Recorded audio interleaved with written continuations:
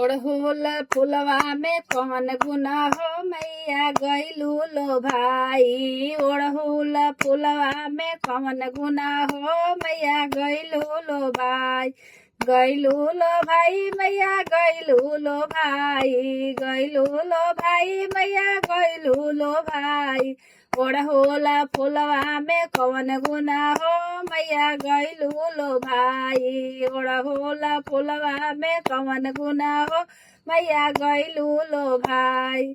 सड़िया पहिरी मैया चलली बजरिया। सड़िया पहिरी मैया चलली बजरिया। चलली बजरिया हो चलली बजरिया।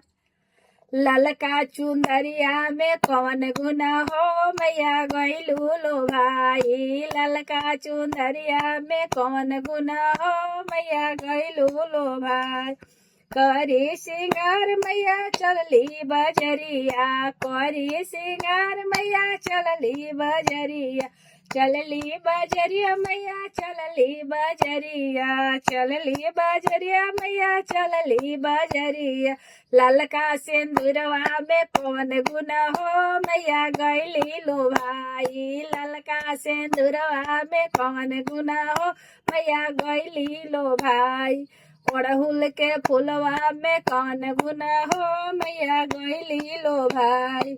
मैया के हथवा में चूड़ी कंगनवा। मैया के हथवा में चूड़िया कंगनवा। चूड़िया कंगनवा हो चूड़िया कंगनवा।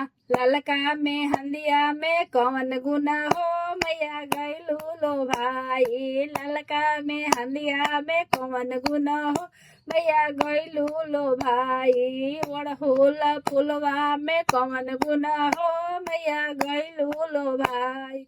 ओढ़हुल फुलवा में कौन गुना हो मैया गैलू लो भाई।